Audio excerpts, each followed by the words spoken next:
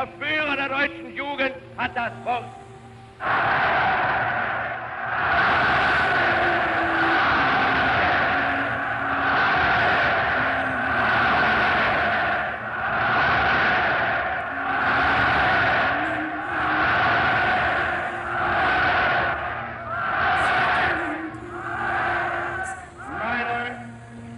Deutsche Jugend, nach einem Jahr kann ich euch...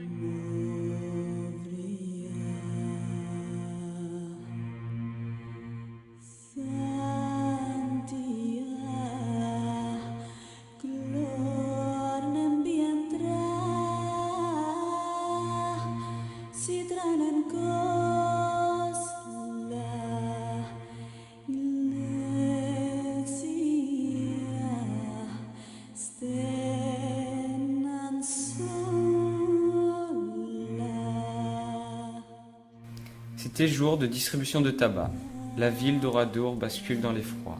C'est une belle journée de printemps qui s'annonce. Les enfants retournent en classe et le déjeuner se termine doucement. Il y a 4 jours que le débarquement en Normandie a eu lieu. Plusieurs incidents et la position de faiblesse des SS va motiver l'exécution d'un acte destiné à impressionner la population et calmer l'ardeur des résistants. C'est une méthode que les SS ont l'habitude de pratiquer sur le front de Russie. Ainsi, des Allemands choisissent un village, sans passer avec le maquis ou la résistance. Un lieu tranquille pour se venger. Le choix est aussi fait en fonction de la taille du village et des capacités des SS. En début d'après-midi, les Waffen-SS encerclent Oradour et rabattent vers le centre-bourg les personnes qui travaillent dans les champs. La population est rassemblée sur la place principale pour le prétexte d'un contrôle d'identité.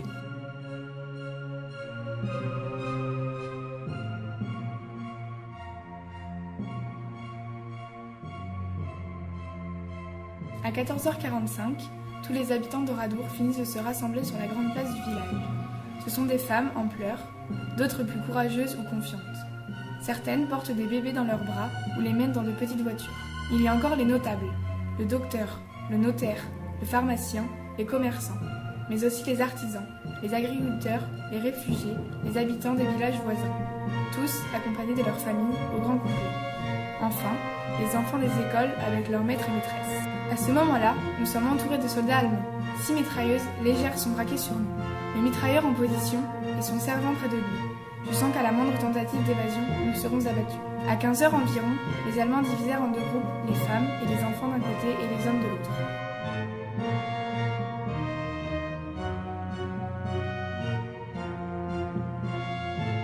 À peine arrivés, les Allemands nous ont obligés à enlever 2 charrettes encombrantes. Puis nous ayons fait pénétrer à l'intérieur du bâtiment.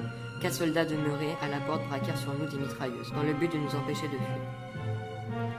Ils parlaient entre eux et riaient en examinant leurs armes. Soudain, 5 minutes après notre entrée dans les granges, paraissant obéir à un signal donné par une forte détonation que j'ai déterminée comme provenant des champs de foulard, ils poussèrent un grand cri et ouvrirent lâchement le feu sur nous. Les premiers qui furent abattus furent protégés des rafales qui suivirent par les corps qui tombaient sur eux. Je me mis à plat ventre, la tête entre mes bras. Cependant, les balles ricochent contre le mur près duquel je me trouve.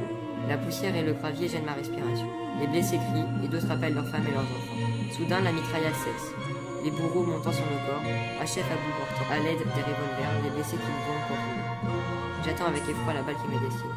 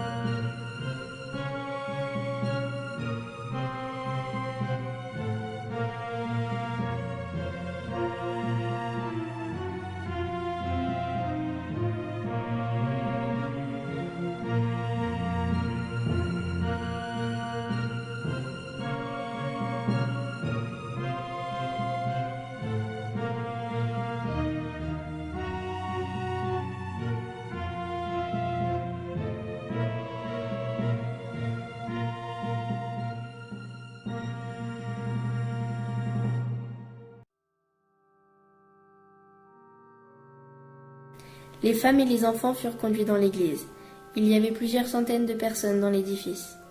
Entassés dans le lieu saint, nous attendîmes de plus en plus inquiets la fin des préparatifs auxquels nous assistions. Vers 16 heures, des soldats, âgés d'une vingtaine d'années, placèrent dans la nef une sorte de caisse assez volumineuse de laquelle dépassaient des cordons qu'ils laissèrent traîner sur le sol. Ces cordons ayant été allumés, le feu fut communiqué à l'engin dans lequel une forte explosion soudain se produisit et d'où une épaisse fumée noire et suffocante se dégagea. Les femmes et les enfants, à demi asphyxiés et hurlant de frayeur, affluèrent vers les parties de l'église où l'air était encore respirable. Je pénétrai dans la sacristie. Ma fille vint m'y rejoindre. Les Allemands, s'étant aperçus que cette pièce était envahie, abattirent sauvagement ceux qui y avaient trouvé refuge. Ma fille fut tuée près de moi, d'un coup de feu tiré de l'extérieur. Je dus la vie à l'idée que j'eus de fermer les yeux et de simuler la mort. Une fusillade éclata dans l'église, puis de la paille, des fagots, des chaises furent jetés pêle-mêle sur les corps qui gisaient sur les dalles. Ayant échappé à la tuerie et n'ayant reçu aucune blessure, je profitai d'un nuage de fumée pour me glisser derrière l'autel. Il existe, dans cette partie de l'église, 3 fenêtres. Je me dirigeai vers la plus grande et à l'aide d'un escabeau, je tentai de l'atteindre. Je me suis hissé jusqu'à elle comme j'ai pu. Le vitrail étant brisé, je me suis précipité par l'ouverture qui s'offrait à moi. J'ai fait un saut de 3 mètres.